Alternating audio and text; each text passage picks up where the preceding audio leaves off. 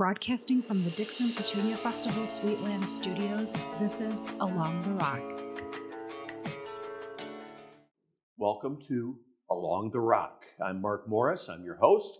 Joining me today, and we've talked about the program before, but I don't think we've ever talked to Brittany Devereueawax about it before. So, Brittany, thanks for coming up. Thanks for having me. And an update, I guess, if you will. This has already proven to be, from what I'm hearing, a very successful program. For those who are not familiar with it, and maybe you've been living in a cave, I don't know. Tell us what the Impact Program is, and then we'll tell folks where we are with it. All right, yeah. So the Impact Program is an earned tuition program. And so what that means is that students can earn their tuition for up to 3 years at Sauk Valley Community College. And a big part of that is by volunteering in their communities. We keep track of that online. Our program is online as well. And so with that community volunteerism, they can get that tuition and fees paid up to 3 years if they decide to come to Sauk. Yeah, it's pretty amazing. I guess the important part of that is the fact that you've got, number one, you've got a lot of companies that need employees. Sometimes we don't like to talk about that because there's a labor shortage across the board in some places. And also there are places that are willing to contribute to the program because they realize what it does for the community at large. So those are your partners, I guess? Yeah, volunteer partners. And obviously they're helping the program by getting onboarded with us. So our volunteer partners are our community leaders. So different organizations in the community will get onboarded with us, and they can list whatever volunteer events they have on what we call our Impact Calendar, which is through our website. Students can view that, and then they can go through and look what's available, and then they can sign up for those events. But we actually have a lot of people that contact us because, just like you said, the labor shortage, there's a volunteer shortage as well. They have a lot of events. They have things that they maybe need day-to-day things run for their organization. And they don't have people or participants that would do that. So they reach out to us and ask, we have a ton of these things going on. We would love some students to come help us. And so then we get them onboarded and get their events listed on that calendar for those students to go out and help. Mm-hmm. And you call them volunteers, but really not. They're not volunteers per se because they're getting free tuition. We like to call it earned, not say free. Well, but yes. You work, you get money. That's how life goes, Yeah, That's right. So this time of the year, are you recruiting students? You mentioned how many partners you've got. It seems like an amazing number to have to just go through the list and decide, what do I want to do? If I'm in high school and I'm already in the program, where do I want to move next? Yeah. So are you recruiting right now and telling kids and other folks to get online and start looking? Yeah, so we recruit normally in the spring, which we have I think we started kind of like in March. It was a little earlier this year, but our registration for the program opened up on April 1st. So we try to get out to the schools a little bit before that or around that time so that we can talk to them while it's kind of in real time. And then we also recruit in the fall as well. But yes, so we let students know they don't have to use our Impact Calendar. It's just a tool that we've created to kind of help them. That you don't have to go searching for hours. There's a calendar populated with thousands of hours, but we do have that can maybe sound a little bit overwhelming. We do have things on there where they can maybe tailor it to them. So say they live in the Dixon area, they can go to that Impact Calendar, and there's a feature. We have a couple of different viewpoints for the calendar in the organizations and the volunteer events, and they can search maybe for events in Dixon, Illinois. If they would like to do that and kind of see those things, or maybe they have a certain weekend that they'll be free, they can maybe search certain dates to see what events will fall within the dates that they're available as well, to kind of tailor those to students. Yeah. It's the 61st year of a Dixon tradition. The 2025 Petunia Festival returns July 3rd through 6th with fireworks, music, the carnival, and memories in the making. Plan your weekend at petuniafestival.org. I don't think I asked last time we talked about this program in particular was the fact that can you join up with several different volunteer opportunities in different places at the same time? I mean, we have some students that will submit hours they're going to different organizations within the same day. So I mean, it's completely up to you. You just have to get that 25 hours. You have a calendar year. starting June 1 and then all the way through May 31st of the following year. So they have a full calendar year.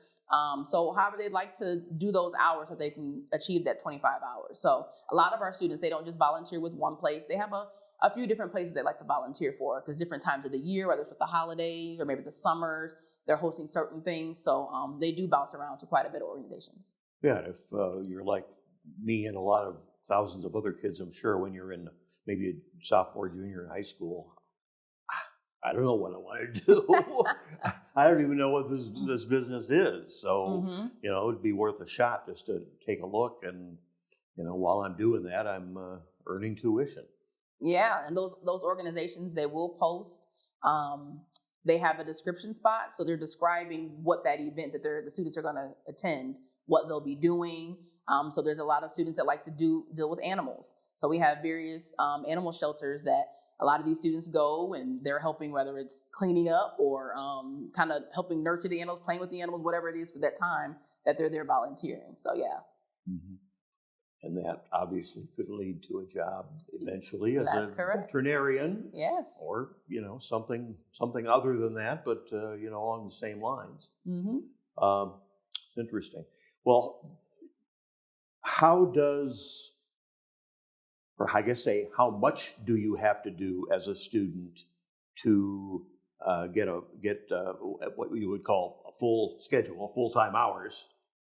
And then can you do over that?